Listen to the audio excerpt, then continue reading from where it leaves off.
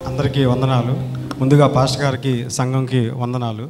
నా సాక్ష్యం చిన్న సాక్ష్యమే, కానీ నా జీవితంలో అది గొప్ప సాక్ష్యమే.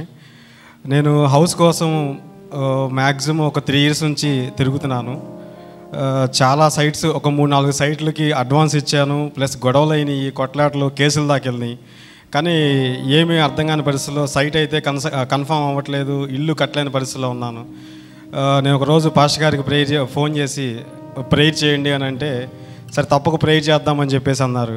ఒకరోజు నాకు నైట్ 12-12:30 ఆ మధ్యలో నేను మెసేజ్ పెట్టాను, ఒక సైట్ చూశాను, దానికోసం అడ్వాన్స్ ఇస్తున్నాను అని అంటే, ఆ రోజు నాకు 1 hour గ్యాప్లోనే సైట్ డాక్యుమెంట్స్ నీ చేతిలో ఉన్నాయి, నువ్వు నమ్మి ప్రేయర్ చేయని చెప్పి అన్నారు. సరే నేను అదే రీతిలో ప్రేయర్ చేస్తూ ఉన్నాను. ప్రేయర్ చేస్తూ ఉంటే నేను ఉన్న హౌస్, ఇప్పుడు ఉన్న ఏదైతే ఉన్న ఇంట్లో ఆ ఓనర్కి నాకు గొడవైంది. చిన్న ఏసీ హోల్ కోసము హోల్ వేస్తే ఒకే మాట అన్నాడు, అంటే ఇది నా సొంత ఇల్లులాగా నేను చూసుకుంటున్నాను, నాకు చాలా బాధగా ఉంది నువ్వు హోల్ వేస్తే అని చెప్పి, నీకు ఇల్లు కడితే నీకు తెలిసిద్ది ఆ బాధ అని చెప్పి అనగానే నాకు చాలా బాధ అనిపించింది. ఏందా చూద్దామని ప్రేయర్ చేస్తూ ఉన్నాను. నేను ఒకటే నమ్మాను, నమ్మువానికి నీ వలన అయితే సమస్తము సాధ్యమని సెలవిచ్చిన దేవుడు.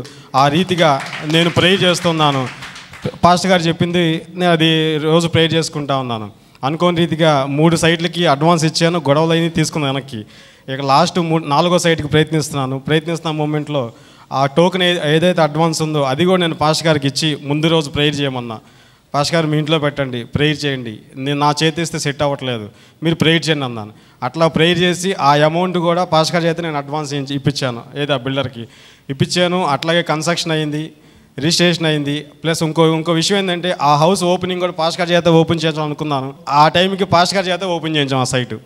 ఈరోజు నేను సొంత ఇంట్లో ఉన్నానంటే అది పాస్టర్ గారి ప్రేయరే. ఈ చిన్న సాక్ష్యం దీవించిన గాక. హల్లెలూయా, హల్లెలూయా.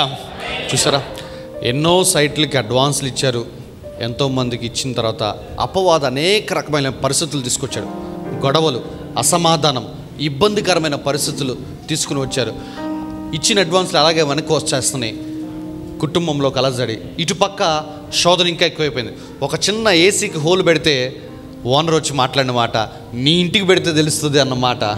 చూసారా, ఇటుపక్క ఇటు అవ్వటం లేదు పని, ఇక్కడ చూస్తున్నా ఇక్కడ ఒత్తిడి పెరిగిపోయింది.